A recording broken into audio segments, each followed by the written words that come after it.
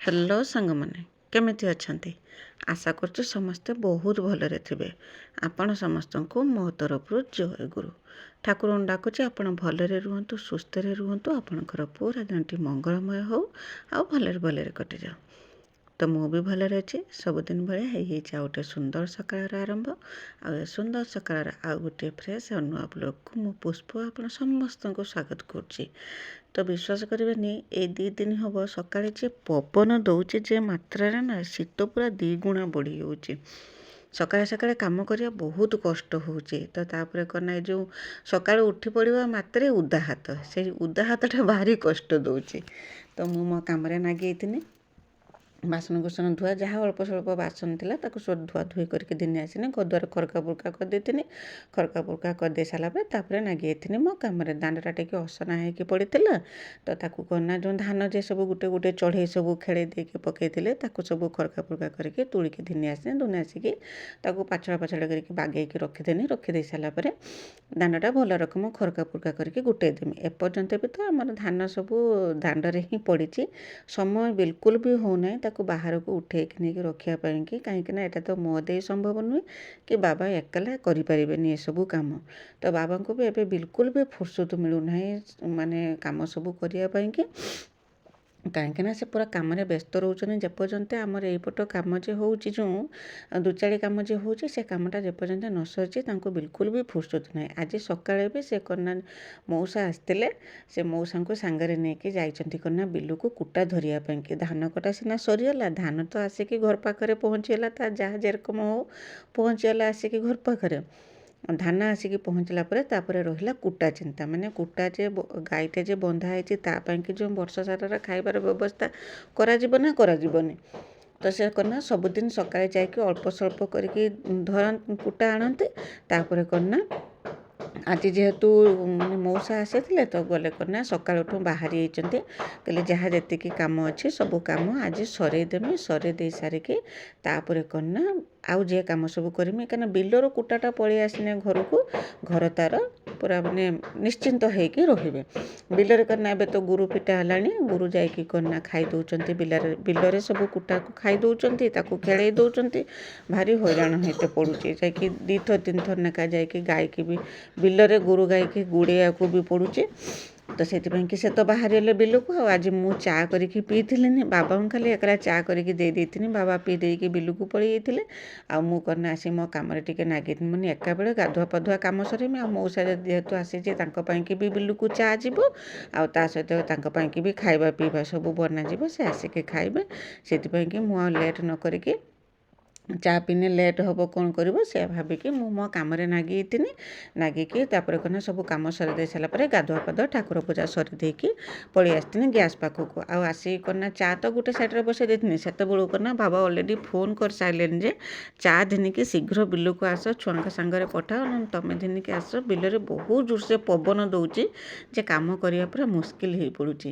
ଏ ଯେ ଠକ୍ ଠକ୍ ଆବାଜ ହେଉଛି ଟିକେ ଇଗ୍ନୋର କରିବେ। କାହିଁକିନା ସେପଟର ଯେଉଁ କାମ ହେବ, କାଲି ଯେଉଁ କାମ ହେବ, ସେଇଥିପାଇଁକି କାମ ଚାଲିଛି, ଠକ୍ ଠକ୍ ହେଉଛି। ଆଉ ତ ଘରର ଯେଇଠି ବସିନେ ବି ଠକ୍ ଠକ୍ ଆବାଜ ହିଁ ଶୁଭିବ।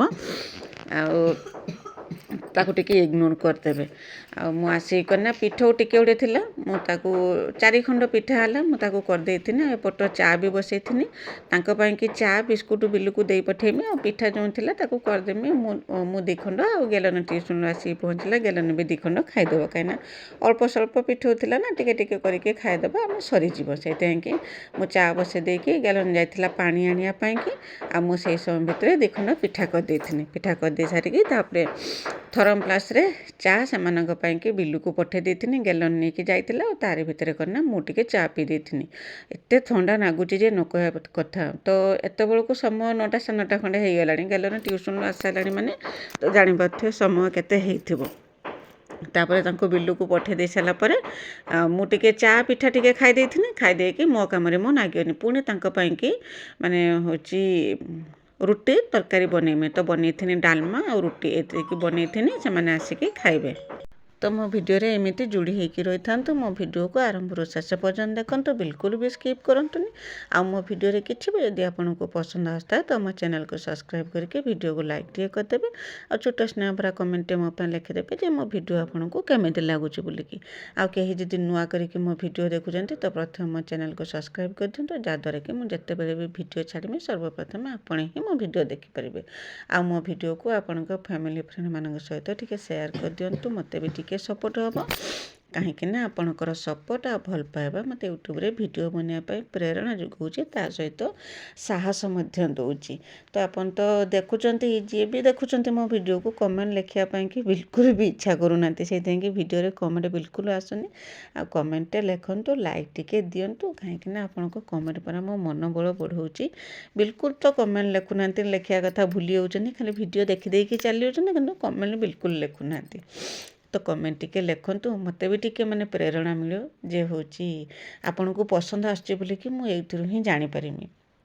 जदि भल लगुए तो निश्चय कमेंट लिखतु, आ लाइक टे तो निश्चय करके जातु, कहीं से पैसा पड़ोनी कि किसी हेनी, केवल लाइक रू पैसा मिले कि कमेंट लिखने पैसा मिले, टी मन को खुशी मिले और आत्मसंतोष मिले जे हाँ मुझे एत परिश्रम करके वीडियो बनाऊँच, वीडियोटी क्या पसंद आसे करना मो वीडियो देखिकी वीडियो लाइक कर कमेंट लिखुंट। बस एति छड़ा कि ना बिल्कुल गोटे टंका भी ना आपणकर खर्च हम ना से टंकाटे पाइमी, बस टिके खुशी ही मिल एति छड़ा कि नुहे।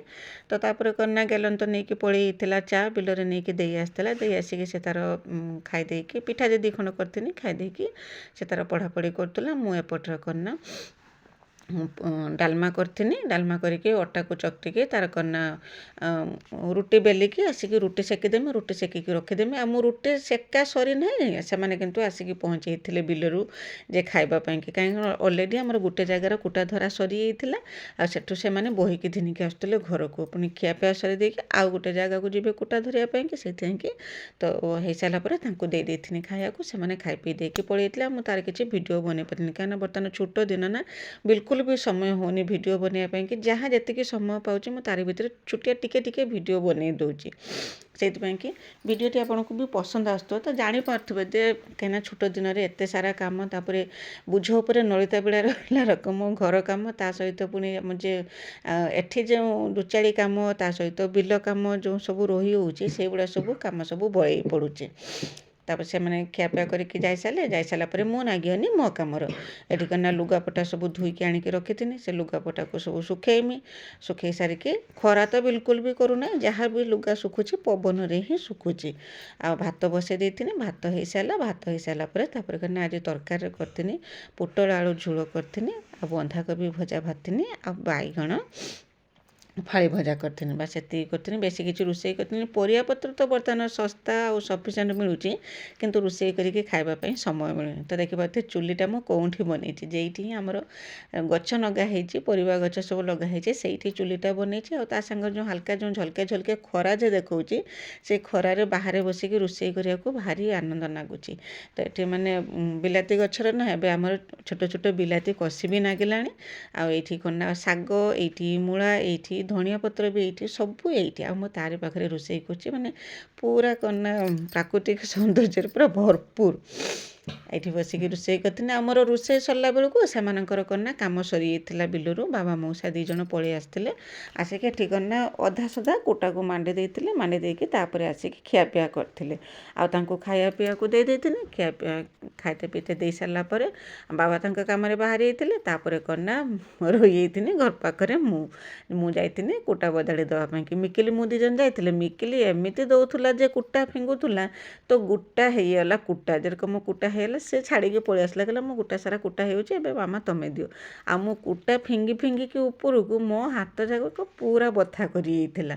आ दिनटी पूरा एई रकम कटि जाइथिला। तो आशा करछि मो भिडियोटी पसंद आसथिबो। आ गला भिडियो रे विजयलक्ष्मी दीदी, विजयलक्ष्मी अपा, सुब्रमण्य दीदी आ स्नेहलता दीदी ସମସ୍ତେ ବହୁତ ସୁନ୍ଦର ସୁନ୍ଦର କମେଣ୍ଟ ଲେଖିଛନ୍ତି। ସମସ୍ତଙ୍କୁ ମୋ ତରଫରୁ ବହୁତ ବହୁତ ଧନ୍ୟବାଦ। କାହିଁକି ନା ଏ ଛୁଟିଆ ଦିନରେ ଆଉ ବହୁମୂଲ୍ୟ ସମୟ ବାହାର କରୁଛନ୍ତି। ମୁଁ ଜାଣିପାରୁଛି ଏବେ ତ ସମୟ ବିଲକୁଲ ବି ହେଉନାହିଁ, କାହାରି ପାଖରେ ବି ଏତେ ସମୟ ନାହିଁ। ଛୁଟିଆ ଦିନ ବସିବା ପାଇଁକି ବି ସମୟ ନାହିଁ। ଖାଲି ମାନେ ଘର ରନ୍ଧା ବଢ଼ା ଖିଆ ପିଆ ଧୁଆ ମଜାରେ ସମୟ କେତେବେଳେ ଚାଲିଯାଉଛି, ସକାଳଠୁ ସଞ୍ଜ ବାଜିଯାଉଛି ସେ କଥା କେହି ବି ଜାଣିପାରୁନାହାନ୍ତି। ତାରି ଭିତରେ ବି ସମୟ ବାହାର କରିଛନ୍ତି, ଆଉ ବାହାର କରିବା ସହିତ ଭିଡ଼ିଓରେ କମେଣ୍ଟ ଲେଖିଛନ୍ତି। ସେଇଥିପାଇଁ କି ସମସ୍ତଙ୍କୁ ମୋ ତରଫରୁ ବହୁତ ବହୁତ ଧନ୍ୟବାଦ ଯେ ମୋ ଭିଡ଼ିଓରେ ଏତେ ସୁନ୍ଦର କମେଣ୍ଟ ଲେଖିଥିବାରୁ। ତାପରେ କନା ଏମିତି ତର ମୋର ରୋଷେଇବାସ ଚାଲିଥିଲା। ଆଳୁ ପୋଟଳ ଝୋଳ ତ ବହୁତ ଟେଷ୍ଟି ବନେଇଥିଲା, ବହୁତ ପସନ୍ଦ ଆସିଥିଲା, ସମସ୍ତଙ୍କୁ ବହୁତ ପସନ୍ଦ ଆସିଥିଲା। ଆଉ ଏବେ କନା ଯେଉଁ ଶୀତଦିନିଆ ପରିବାଟା ଯେଉଁ ମିଳୁଛି ସେ ପରିବା ଖାଇ ଖାଇ ପୁରା ବିରକ୍ତି ଭାବ ଆସିଲାଣି। ଏଇ ସମୟଟା ତ ମାନେ ପରିବାର କନା ଗନ୍ତା ଘର, ସବୁ ରକମ ପରିବା ଏଇ ସମୟରେ ଥାଏ, କିନ୍ତୁ ଖାଇ ଖାଇ ପୁରା ବିରକ୍ତି ଭାବ ଆସିଲାଣି। ମନେ କହୁଛି ଆଉ କିଛି ନୂଆ ପରିବା ହୁଅନ୍ତା କି ଯେଉଁଟାକି ବର୍ଷା ଦିନରେ ମିଳେ କି ଅଲଗା ଦିନରେ ମିଳେ, ସେଇ ସବୁ ପରିବା ହୁଅନ୍ତା କି। କିନ୍ତୁ ସେଇ ବନ୍ଧାକୋବି ଫୁଲକୋବି ଉଲକୋବି ଏଇସବୁ ପରିବା ବାଡ଼ିରେ ବି ଆମର ଉଲକୋବି ଖାଇବା ଉପଯୋଗୀ ହେଇଗଲାଣି, ମୂଳା ବି ହେଇଗଲାଣି ଉପଯୋଗୀ ହେଇଗଲାଣି। ତାକୁ ସବୁ କିନ୍ତୁ କିଣା ହେଇକି ପରିବା ଆସୁଛି, ତାକୁ ବି ସବୁ ଖିଆ ହେଉଛି। ଏଇ ରକମ ତ ଚାଲିଛି। ତ ଦେଖିପାରୁଥିବେ ବାବା ଆଉ ମଉସା ଯେ ବିଲକୁ ଯାଇଥିଲେ, ସେ ଦୁଇ ଜଣଙ୍କ ନା ବିଲରୁ ଅଲରେଡ଼ି କୁଟା ଘିନିକି ଆସିକି ପହଞ୍ଚିଛନ୍ତି ଆଉ ଏଠି କୁଟା ବଦଳି ମାଣ୍ଡିଆ ପାଇଁକି। ତ ମୁଁ ସେଇଠି ରୋଷେଇ ସାରିକି ତାଙ୍କ ପାଖକୁ ଯାଇଥିଲି, ଯାଇକି ତାଙ୍କ ସାଙ୍ଗେ ଟିକେ କଥା ହେଉଥିଲି। ଏପର୍ଯ୍ୟନ୍ତ ତ ବାବା ଥିଲେ, କିନ୍ତୁ ଖିଆପିଆ ହେଇସାରିଲା ବେଳକୁ 3:30 ବାଜିଯାଇଥିଲା ସମୟ। କାହିଁକିନା ବର୍ଷା ବି ଉଠେଇକି ଆସିଛି ନା, କେ ମୁହୂର୍ତ୍ତରେ ବି ବର୍ଷା ଯଦି ହେଇଯିବ, ଏତେ ପରିଶ୍ରମ କରିକି ବିଲରୁ କୁଟା ଧରା ହେଇକି ଯେ ଆସିଛି, ସେସବୁ କନା ପାଣି ଯଦି ପଡ଼ିଯିବ ନା ସେ କୁଟା ସବୁ ପଚିଯିବ। ତ ସେଇଥିପାଇଁ କି ଆଜି ଯେତେ ଯାହା ହେଇଯାଉ ପଛେ, ସନ୍ଧ୍ୟା ବାଜିଯାଉ ପଛେ, କୁଟା ବଦାଟା ଯେଇ ରକମ ହଉ ମଣ୍ଡାଯିବ। ସେଇ ଉଦ୍ଦେଶ୍ୟରେ ସାଙ୍ଗେ ସାଙ୍ଗେ ବିଲରୁ କୁଟା ଘିନିକି ଆସିକି ତାକୁ କନା ବଦାଡ଼ି ମାଣ୍ଡୁଛନ୍ତି। ଆଉ ଯେତିକି ସମୟ 3ଟା ପର୍ଯ୍ୟନ୍ତ ବଦାଡ଼ି ମାଣ୍ଡିଥିଲେ, 3ଟା ପରେ କନା ଯାଇଥିଲେ, ଭୋକ ନାଗିଥିଲା ନା, ଯାଇଥିଲେ ଗାଧୁଆ ପାଧୁଆ କରିକି ଖିଆପିଆ କରିଥିଲେ। ଖିଆପିଆ କରିଦେଇ ସାରିଲା ପରେ ମୁଁ କହୁଥିଲି ନା, ତାପରେ ମୋ ପାଳି ଆସିକି ପଡ଼ିଯାଇଥିଲା ଯେ କୁଟା ଫିଙ୍ଗିବା ପାଳି। ତ ଏତିକି କୁଟା ଦେଖୁଛନ୍ତି। ଆଉ ଦେଖିବେ କ'ଣ ନା, ଯେତେବେଳେ କୁଟା ବଦାଡ଼ି ଦିଆ ସରିବ ସେଟା କେତେ ଉଞ୍ଚା ହେଇଯିବ, ଏତେ ଉଞ୍ଚା ପର୍ଯ୍ୟନ୍ତ ମୁଁ କୁଟା ଫିଙ୍ଗିଥିଲି। ମୋ 2ଟା ଯାକ ହାତ ତ ବଥା କରିଯାଇଥିଲା।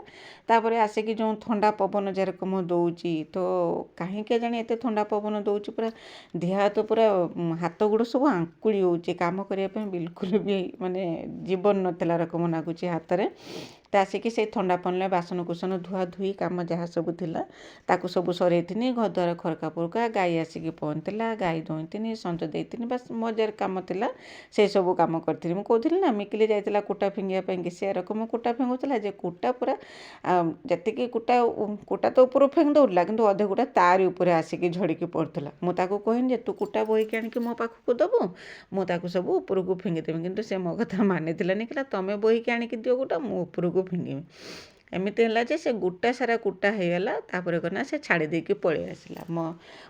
ମୁଁ ସବୁ କୁଟା ବୋହିକି ଆଣିଥିନି, ବୋହିକି ଆଣିଲା ପରେ ସବୁ କୁଟା ବି ଉପରକୁ ଫିଙ୍ଗିଥିନି। ତ ଗାଁରେ ରହିନେ ଏଇସବୁ କାମ ତ କରିବାକୁ ପଡ଼ିବ। ନିଜ କଥା ସହିତ ପଶୁ ମାନେ ଯେଉଁ ଗୋରୁ ଗାଈ ଯେ ମନ୍ଥା ହେଇଛନ୍ତି ତାଙ୍କ କଥା ବି ବୁଝିବାକୁ ପଡ଼ିବ। ଯେରକମ ସୁରୁଖୁରୁରେ ବର୍ଷକ ପାଇଁକି ମାନେ କୁଟା ଘାସ କୁଣ୍ଡା ପାଇବେ, ତାର ବ୍ୟବସ୍ଥା ବି କରାହେଇକି ସବୁ ରହିବ। ଏବେ ତ କନା ଅଳ୍ପ ସ୍ୱଳ୍ପ କରି ରଖାହେଉଛି। ଆଗରୁ କନା ବହୁତ ଗୋରୁ ଗାଈ ରହୁଥିଲେ, ସେମାନଙ୍କ ପାଇଁ ବର୍ଷକ ପାଇଁକି କୁଟା, ଧାନ ଉଁସା ହେଇକି କୁଣ୍ଡା ସବୁ ତାଙ୍କ ପାଇଁକି ପୁରା ନିଜର ପଛେ ନ ହଉ, କିନ୍ତୁ ତାଙ୍କ ପାଇଁକି ପୁରା ମାନେ ଜୁଖା ହେଇକି ରହିଥିବ, ତାଙ୍କର ଯେରକମ ଟିକେ ଅଭାବ ନ ହେବ। ତ ଗାଈଟେ ଯେହେତୁ ଅଛି, ତା ପାଇଁକି ଏରକମ ସବୁ ବ୍ୟବସ୍ଥା କରାହେଇକି ରଖାହେଇଛି। ତ ଯେତେ ଦିନ ପର୍ଯ୍ୟନ୍ତ ଯିବ, ଆଉ ଯେଉଁଠୁ ନ ଯିବ ତାପରେ କନା ବିଲରୁ ଘାସ କଟା ହେଇକି ଆସିକି ତାକୁ ଦିଆହେବ। ଏବେ ତ ଖାଇବା ପାଇଁକି ତାଙ୍କୁ ସଫିସିଏଣ୍ଟ, କାହିଁକିନା ବିଲରେ ଯେଉଁ ଧାନ ଯେ କଟା ସରିଛି, ଏବେ ବିଲରେ ସବୁ କନା କୁଟା ଅଛି, ଯାଇକି ପୁରା ପେଟେ ପେଟେ ଖାଇକି ଆସୁଛନ୍ତି। ଆଉ ଏ ସବୁ କୁଟା ରହିଲା, ଏ କନା ବର୍ଷା ଦିନ ପାଇଁକି ରହିଲା। ତ ୟା ପରେ ମୁଁ ଆଉ କିଛି ଭିଡ଼ିଓ ବନେଇଥିଲିନି। କୁଟା ବଦାଡ଼ି ଦେଇ ସାରିଲା ପରେ କାମ ସରି ଦେଇକି ସେଠୁ ପଳେଇ ଆସିଥିନି। ଗାଈ ଆସିକି ପହଞ୍ଚିଥିଲା, ଗାଈ ଦୁହିଁଥିନି। ବାସ୍ ଏମିତି ଭାବରେ ମୋ ଦିନଟି କଟିଯାଇଥିଲା। ଆଶା କରୁଛି ମୋ ଭିଡ଼ିଓଟି ଆପଣଙ୍କୁ ପସନ୍ଦ ଆସିଥିବ। ଯଦି ପସନ୍ଦ ଆସିଥିବ ଚ୍ୟାନେଲକୁ ସବସ୍କ୍ରାଇବ୍ କରିକି ଭିଡ଼ିଓକୁ ଲାଇକ୍ ଟିକେ କରିଦେବେ, ଆଉ ଛୋଟ ସ୍ନେହ ଭରା କମେଣ୍ଟରେ ମୋ ପାଇଁ ଲେଖିଦେବେ ଯେ ମୋ ଭିଡ଼ିଓ ଆପଣଙ୍କୁ କେମିତି ଲାଗୁଛି ବୋଲିକି। ତ ଦେଖିପାରୁଥିବେ ଶେଷରେ ଏତିକି ବଡ଼ କୁଟା ବଦାଡ଼ିଟେ ଆମର ହେଇଥିଲା। ତାପରେ କନା ମଉସା କୁଟା ବଦାଡ଼ି ଦେଇକି ତଳକୁ ଓହ୍ଲେଇ ଆସିଥିଲେ। ଓହ୍ଲେଇ ଆସିଲା ପରେ ଯେତିକି ସବୁ କୁଟା ପଡ଼ିଥିଲା ତାକୁ କନା 2 ଜଣ ହେଇକି ଗୋଟେଇକି ଠୁଳେଇକି ରଖିଥିଲେ। ତ ଆଜି ପାଇଁ ରହୁଛି। ଦେଖା ହେବ ଆସନ୍ତାକାଲି ନୂଆ ଆଉ ଗୋଟେ ଫ୍ରେଶ୍ ବ୍ଲଗ୍ରେ। ସେ ପର୍ଯ୍ୟନ୍ତ ଆପଣ ଆପଣଙ୍କ ଦେହର ଯତ୍ନ ନିଅନ୍ତୁ, ଭଲରେ ରୁହନ୍ତୁ, ସୁସ୍ଥରେ ରୁହନ୍ତୁ। ଠାକୁରଙ୍କ ପାଖରେ ପ୍ରାର୍ଥନା କରୁଛି। ଆଉ ହଁ, କମେଣ୍ଟ ଲେଖିବା ପାଇଁ ବିଲକୁଲ ବି ଭୁଲନ୍ତୁନି। ତା ସହିତ ଲାଇକ୍ଟିଏ ବି କରନ୍ତୁ, କାହିଁକିନା ଏଇ କମେଣ୍ଟ ଆଉ ଲାଇକ୍ ହିଁ ମୋତେ ପ୍ରେରଣା ଯୋଗାଉଛି ଆସନ୍ତାକାଲି ଆଉ ଗୋଟିଏ ମାନେ ନୂଆ ଆଉ ଭଲ ଭଲ ଭିଡ଼ିଓ ଆପଣଙ୍କ ପାଇଁକି ଆଣିବା ପାଇଁକି। ତ ଆଜି ପାଇଁ ରହୁଛି। ବାଏ ବାଏ, ଜୟ ଗୁରୁ। ଆଉ ଆମ କୁଟା ବଦାଳି ଆପଣଙ୍କୁ କେମିତି ଲାଗିଲା ମୋତେ କମେଣ୍ଟ କରିକି ଜଣାଇବେ। ଆମର ତ ଏଇପଟେ ଏମିତି କୁଟା ବଦାଳି ଦିଆ ହୁଏ। ଆଉ ଆପଣଙ୍କ ଆଡ଼େ କେମିତି କୁଟା ବଦାଳି ଦେଉଛନ୍ତି, କ'ଣ କରୁଛନ୍ତି, ସବୁକିଛି କମେଣ୍ଟରେ ଲେଖିବେ। ତ ବାଏ ବାଏ, ଜୟ ଗୁରୁ।